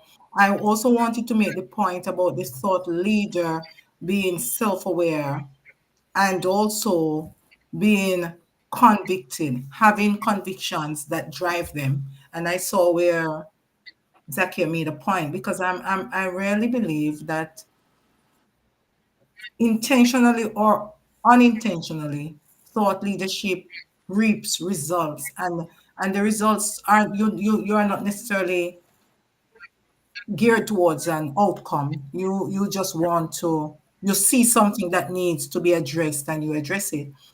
However, I want to throw a question out that I want us to answer. Are we looking at the fact, or is this a school of thought that we could have in our head, that thought leadership is dependent on whose hand it is in? Because there seems to be the balance that you can either become self-absorbed, or you can either be self-assured in that, or you can either be negative or positive, or you can either be motivated or demotivated, or you can just want to ruffle feathers. It's really not, you're not really going anywhere with it. You're just an agitator. What is it really that we want to conclude about thought leadership? I just want to throw that out there, Can I and maybe start? persons in I the want to audience would start. want to. I want to start this. I have retired. Let me just put it on the table. I have retired. I worked from 1984 till 2024. 40 years. That's enough. Paid off the house. We don't have kids. There's no debt. I can do whatever I want whenever I want. It's the ideal life. I'm not telling you that. I'm not going to go put that on LinkedIn. I'm just telling you now because we're having this conversation. So I do things each day that I learn and love. And I've got to be honest, I maybe even contradicting myself. It's like a great joke. You can't not tell it. Good example. So I learned things. I've learned how to use Restream. I want to tell you how to do it. I love doing it. If you want to know, I'm happy to share. So for me, I first of all have to know it. And then when I know it, there's a feeling in my belly. I think I'm just contradicting myself now. There's a feeling in my belly that says, you know what, maybe other people don't know how to do this. And maybe I could benefit them by doing that. So I do these shows about Go Brunch and Restream. And Scott's putting his hand up, right? So what I decided in retirement, because I'm doing it for fun, is I do 3 shows a week because I want to. And I learn and I share. And there's no agenda. There is no agenda. Because I could do a show. I could wash the car. I could sleep in. I could go and get a pizza. They're all the same to me. They're all the same. They all have the same intensity. I washed the car yesterday. It was a glorious experience. 8 minutes of my life that I really had a good time because I was at one of those automatic car washes. Cost me $8, took me 8 minutes. The car's nice and clean. Great feeling. No one benefits from that other than me and my wife who loves driving the car. I don't need to tell you that. I don't need to put that on Instagram. So look, I'm not sure I'm a thought leader, but I love life. I love what I'm doing. I'm happy to share the victories I've had. And Scott, if you want to know how to live stream, I'm pretty good at it now. I'm very happy to share. What do you think? Is this a different definition of thought leadership, or is it? I don't have any sort of agenda here. I just love doing it. Do I fit in a different box? Listening to everyone, I feel like there's a connection, because one thing I love that you said that is similar to me, I need to know it first. I need to feel confident in what I'm about to tell you is something that I know how to do, that I've mastered myself, and I'm not just giving you false information. And I think that ties back into what Zakia was saying too. It's like you have to have that firm belief to take that risk out there. And I think we're just kind of saying things differently, but it's kind of tying itself together as what we believe in leaders for us to show up, right? We have to believe in ourselves. We have to believe in the content we're producing. We have to believe in the topic we're talking about. We have to have some type of sense of expertise and confidence. There we go. Because for me, like you said, I'm not big on the narcissistic word myself, but you gotta have, I guess, However, I'm not familiar with narcissistic traits for me to say yes or no. But you have to have some form of confidence to go out there to really feel like I can push this out there. And Key, for you, we love you. You're the researcher. You're that social audio guy that tests it out and you educate us. You're confident when you show up with Go Brunch. You're confident when you show up with Restream. Your topics is you're teaching things to people that are new to it. So you are that thought leader in that space by just showing up confidently from you testing it. So I think maybe how we're looking at thought leadership, maybe we're overanalyzing a little too much. Yeah. I'll tell you what I'm going to do tomorrow. I'm actually going to make a video about how cool it is to wash a red Mazda 3 on a Thursday afternoon. Like, that's what LinkedIn has become. You know, I'm washing my Mazda 3. It cost me $8. I'm having such a great time. I'm such a winner. If you've got a Mazda 3, I'll do a master class on washing Mazda 3s. $97. Click the link. That's exactly what LinkedIn has become. You know, selling bullshit. I'm exaggerating to make a point, but there's so much crap and so much ineffective narcissism or egotism that really I love my Mazda 3 and I love washing it, but how does that help you? It doesn't. It doesn't at all. Right? You don't know that, Keith. Oh, okay.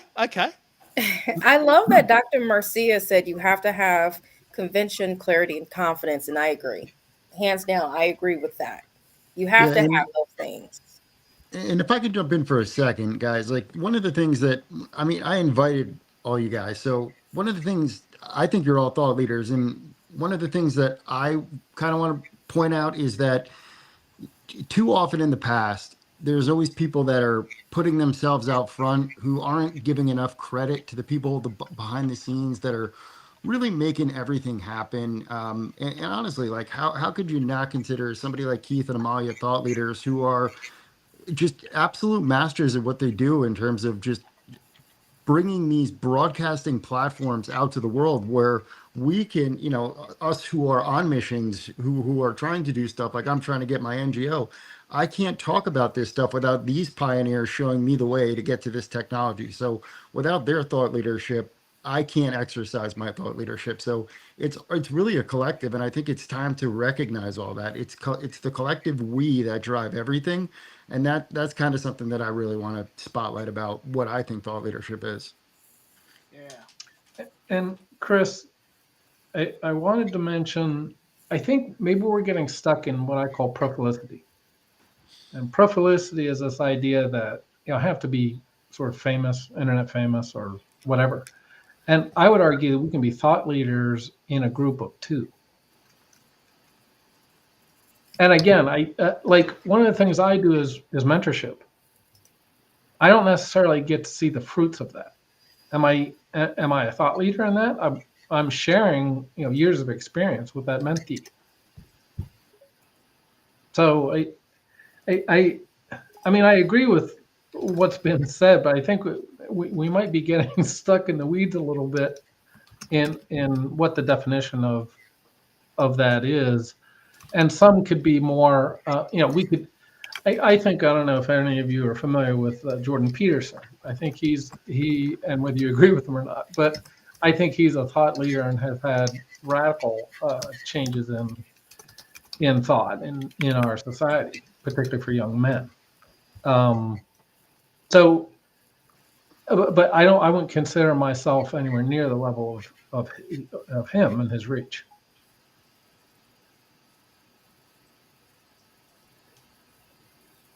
Yeah, that's important. One of the things I love this conversation because the phrases sometimes get us tripped up, but my mantra, the reason I was born, is that my mantra is you are already awesome. My job is to make you world famous. So I don't actually have anything to say. I haven't got an opinion.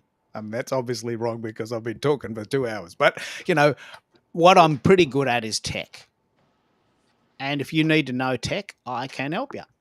But I'm not going to do funky videos of me eating pizza to show you that. I do tech in the background. I love it. And maybe people come to me naturally. As Scott said, look, I wouldn't mind learning this. So some people want to do the talking, but don't know how to push the buttons. I want to push the buttons. I'm the guy that wants to do the back end stuff. Right? When I get the mic, you better slow down because I take over. But the point is that I don't often grab the mic in other people's shows. I'm happy to push the buttons. Someone's got to push the buttons. Someone's got to be that back end guy. And that's me. But I'm not going to teach you to do it if I haven't done it myself. I remember once someone said, oh, mate, I'm doing this show about Pinterest and I've got this affiliate link for this Pinterest product. It's only $97, but I get $37 out of that. And I said, have you used it? No, I don't even know what it does. But I get $37 every time someone buys this product. So all I've got to do is convince people to buy this thing that I've never tried, and I get $37 a piece. And I said, that's unethical. No, it's just business. I got to feed my kids. I mean, we are not friends anymore. But Amolia and I are different. We have to learn it. We have to touch it. We have to know it. And then we'll teach it. Is that true, Amolia? You have to know it. You have to know it in your bones before you open your mouth, yeah? Absolutely. I even stopped everything when LinkedIn got rid of audio rooms. I disappeared for a minute.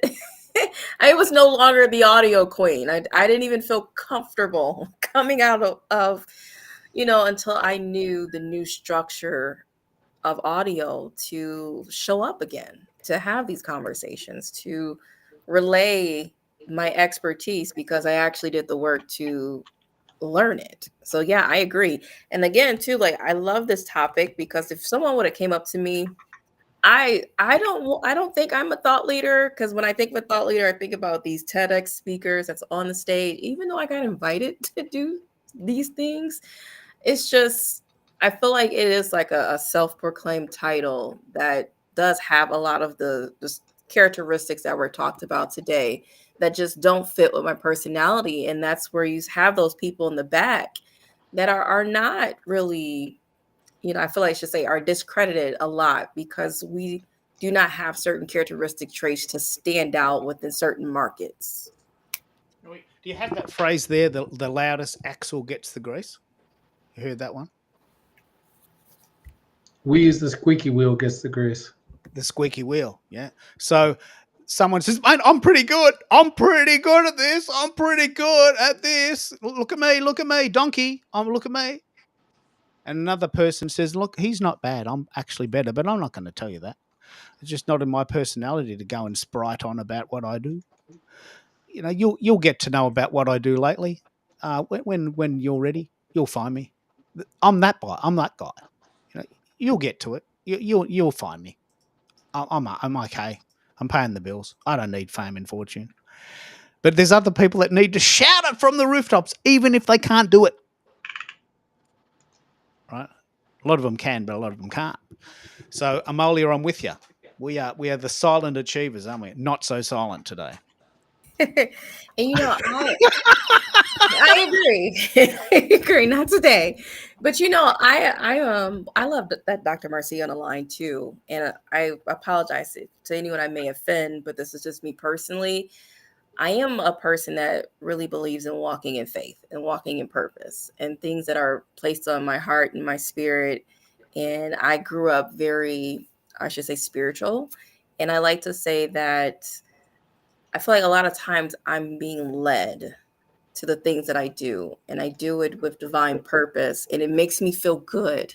It makes me feel like I'm achieving. Like I don't want to save the world, but I feel like because I'm showing up and having these conversations with you great people and just having people comment saying that my advice helps someone, it makes me feel like I achieved something. I didn't save the world, but I have made an impact. And I feel like that is what God has given me. And I feel like my why is to live by my experience to help others and impact others, because we all sometimes have similar situations so where we can learn from one another. So that's just my own little 2 cents. Hopefully that makes sense. Hopefully I didn't lose anyone.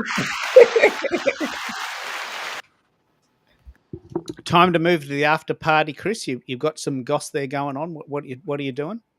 Oh, I was just dropping that into the comment section for when we wrap up that we can jump over to go brunch. But yeah, I'm not looking to end just yet. I think this conversation is still going strong, and I'm curious to hear a few more perspectives, or maybe a last minute roundup conversation where we talk about like what are our goals with each individual. What are our goals for our thought leadership going forward? Yeah, good idea. And then how we could amplify each other. And then anybody in the audience, anybody who wants any amplification, put your stuff in the chat. We'll talk about it here on stage.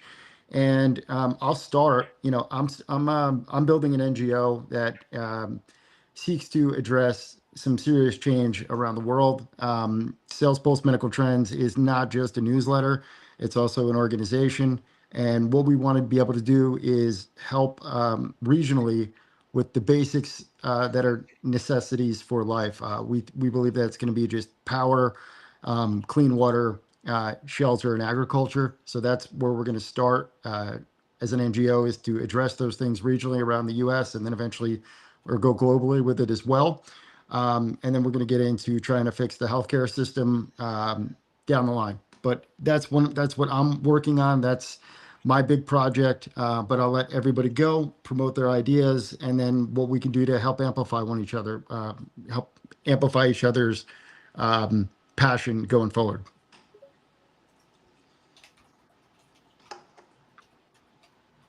So Amelia, you're up on screen, so feel free to start, and then we'll go in order. I'm sorry, I was over here trying not to cough up a lung. Can I go later? Yeah, sure. Mike, I'll let Mike go. Mike, you go first. I want to leave the world a better place than I found it. Personally, the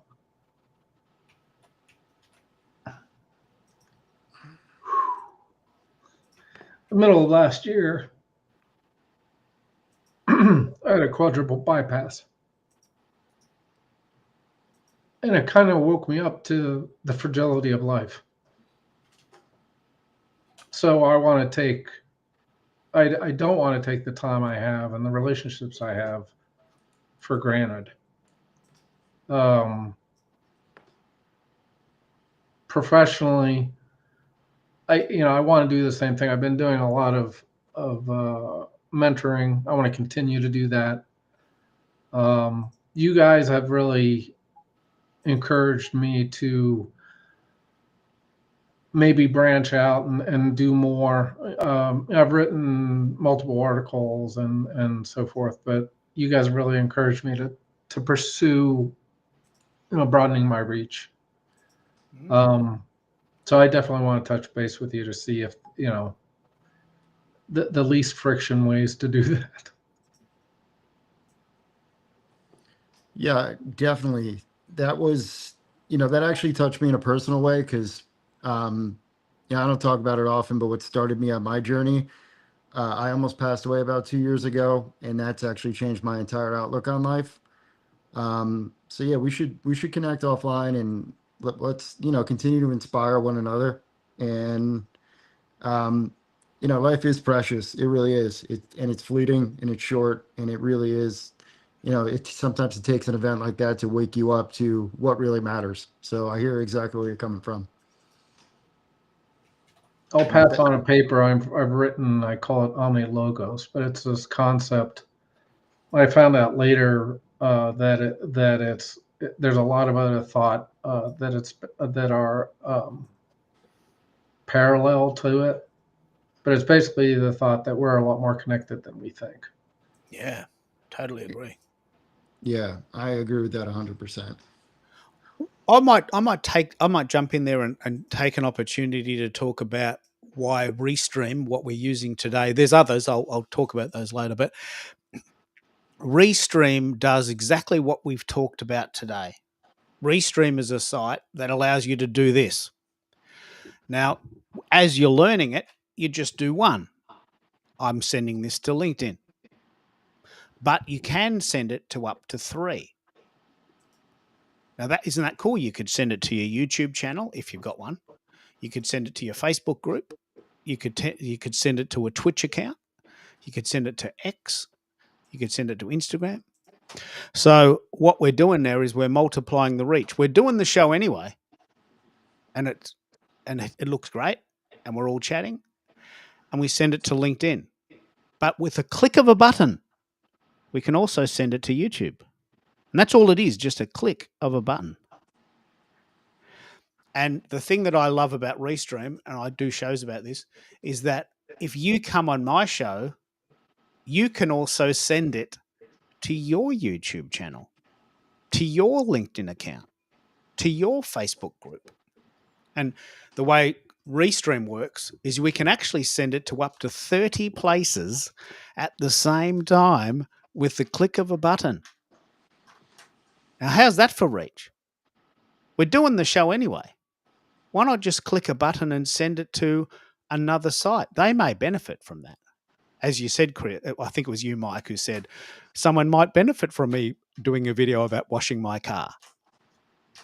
I'm not going to test that theory, but so Restream and these others that I talk about, I'm all into multiplying the benefit. We're doing the show anyway. Here we are. We're here. Let's click a button and send it to our YouTube channel.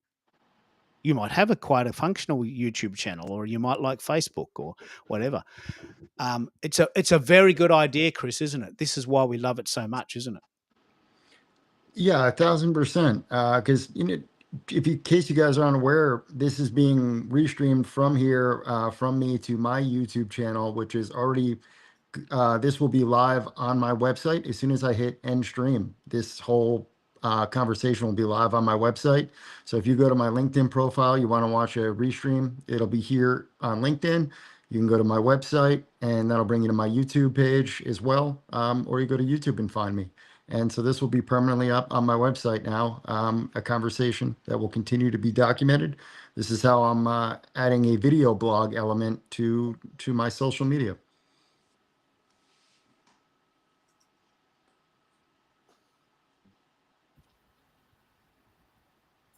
So again, I guess we'll pass it on to Dr. Marcia for her thoughts.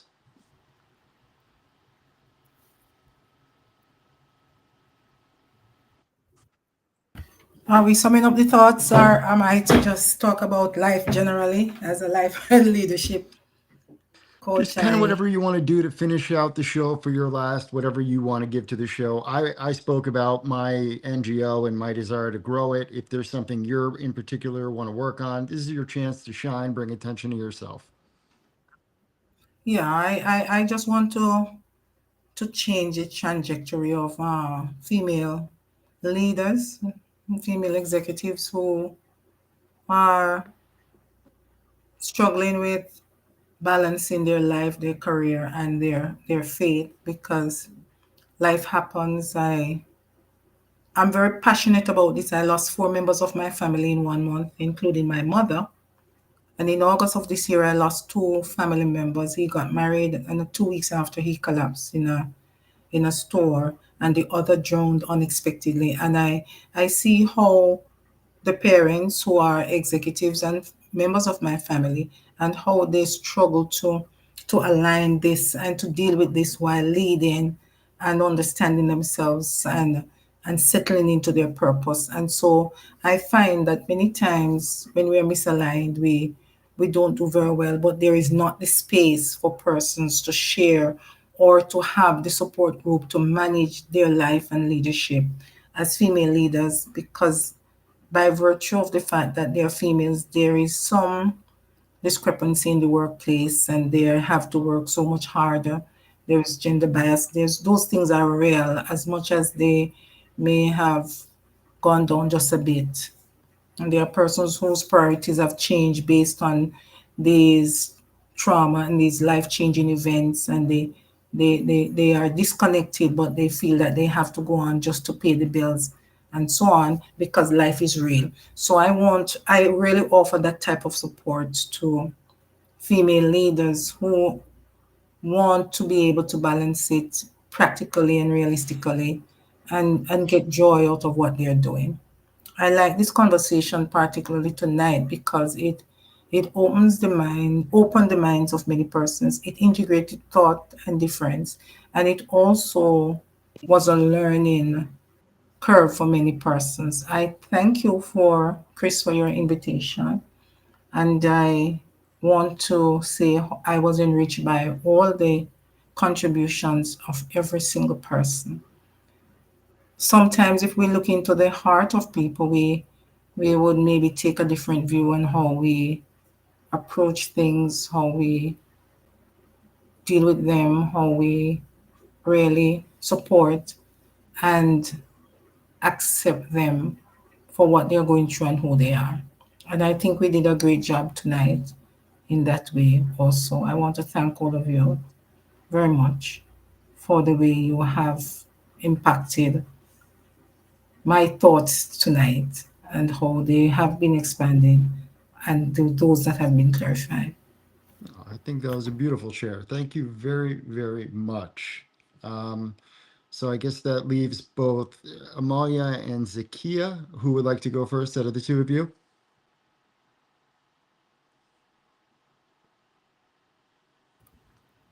I can go. All right, Amalia first. All right. Well, I agree with Dr. Marcia. Tonight was amazing, and I loved hearing everyone's point of view on thought leadership. And I can definitely say I love having conversations with all of you, but I love Zakia and Dr. Marcia.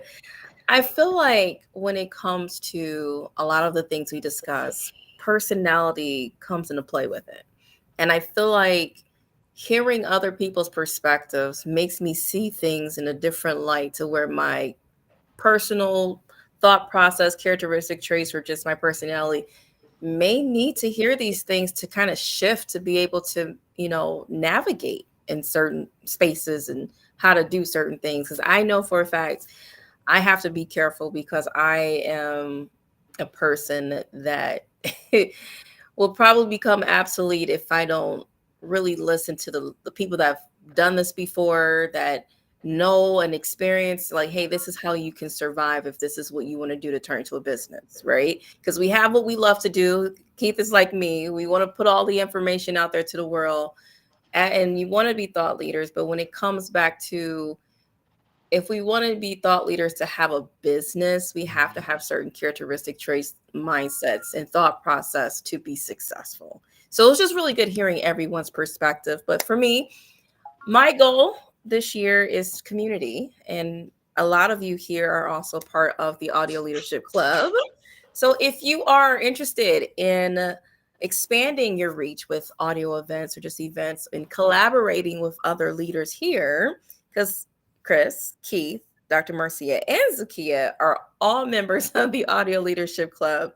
And we like to support and show up for one another. So if you're interested in a community that thrives in event spaces and will love to join you on stage, definitely fill out the waiting list form. We love to have you a part of our community. Thank you, Amalia. That's amazing. It is an amazing community, guys. I'm not trying to oversell it, but it is really awesome. It's a phenomenal app. It's so intuitive. I'm able to join shows right from it. Pops right into my calendar. And honestly, I've met so many amazing people through it. I would highly recommend it. And with that, I'm going to toss it over to Zakia for her moment. Well, hello. I'm going to echo Dr. Marcia and Amalia. I will be very honest. This was a very frustrating call for me tonight, but it also allowed me to kind of expand the way I see things. Unlike Keith, I do sell my services, whether that be training for any live streaming tools, setting up an online store, all of those things, because I have spent years and dollars learning those things. And so, to answer your question, Chris, the thing, just what I'm working on is Business Tech Lab.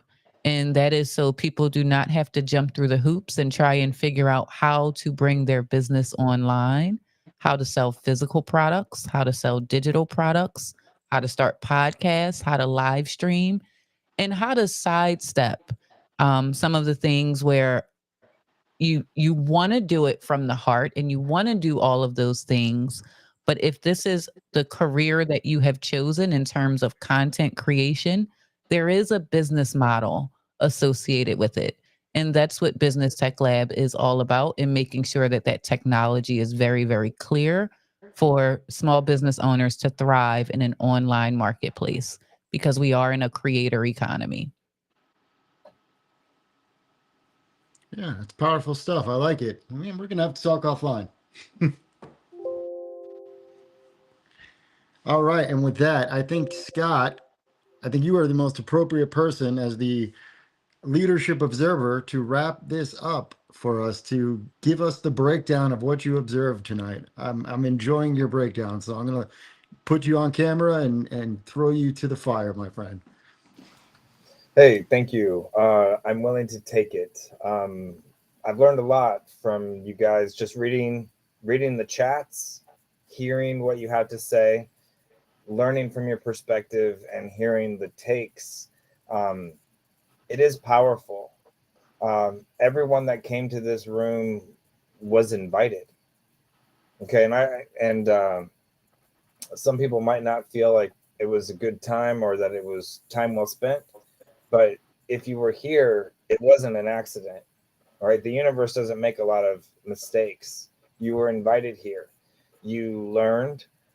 You learned different takes, and for me, I have the impression that I'm a scientist, I'm a student, and so all of you have made me better tonight, and I'm grateful for that. The very different takes, the shared understanding and unified vision that you guys have for where we're going as leaders, how to communicate and share our vision to persuade, move people, and bring them along on the path. It's very important because, I mean, like I said, I'm on my fourth page of notes here, typing, in the background, and I apologize if my typing was picked up by my microphone. But everyone here taught me something very great tonight, and I look forward to connecting with you on LinkedIn if we're not already connected. I'm looking forward to sharing the scientific results of your leadership, the breakdown, behavior, style, talents, genius. I study because all of you have so much to teach, and we as a people, we have so much to learn. So I'm excited for the restream because I will replay it and I will connect my notes. And they were sometimes fragmented because you guys said so much of value that I couldn't always take notes as to who said what. I was just typing what I heard. So I look forward to the restream and the sacrifice to be here, give up dinner time. The answer to Keith's question, the only wrong day for pizza is Tuesday, because that's for taco.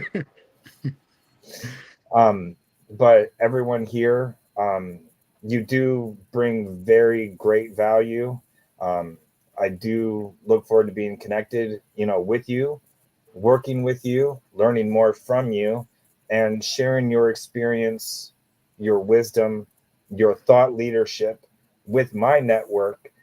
I only have about 12,500 followers or connections on LinkedIn.